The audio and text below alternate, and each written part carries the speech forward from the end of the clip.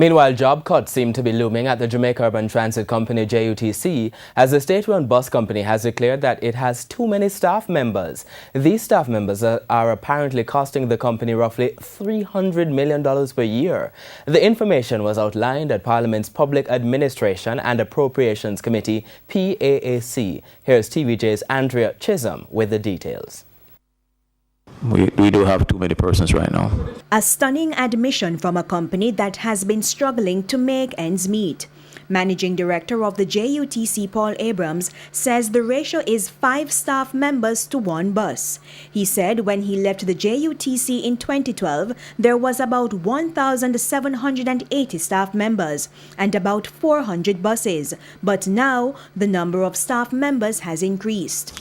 2,250 persons. 2,000. So you're overstaffed by in the region of 500 persons?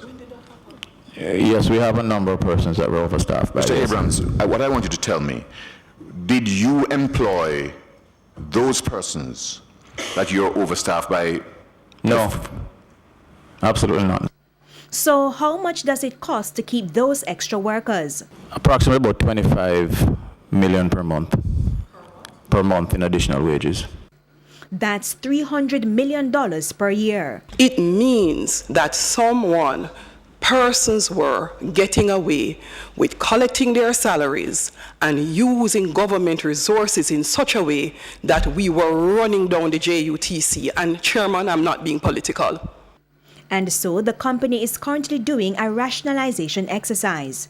We should be actually completing that rationalization by sometime next week, at which time representation will have to be made to the minister as to what will have to happen to these additional persons that need to be removed from the JUTC.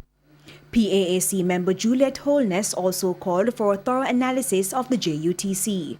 What are the benchmarks and targets in terms of the staffing required to carry out the functions? What is required in terms of the maintenance apparatus and schedule? And what is actually the efficient status that should be maintained? ANDREA, TVJ News.